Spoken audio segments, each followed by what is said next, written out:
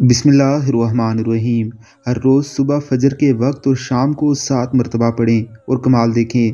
हज़रत सैयदना अबू दरदा रज़ी अल्लाह ताला अन्हु फरमाते हैं कि जिसने सुबह और शाम 7 मरतबा पढ़ा, हस्बी अल्लाहु ला इलाहा इल्ला हुआ अलैहि तवक्कलतु व हुवा रब्बुल अर्शिल अज़ीम।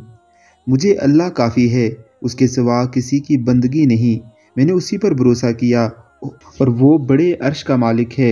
अल्लाह ताला उसकी तमाम परेशानियों में कफ़ायत करेगा। इस दुआ मुबारका को याद कर लीजिए। इस कुरानी दुआ को सुबह और शाम आपने ज़रूर पढ़ना है।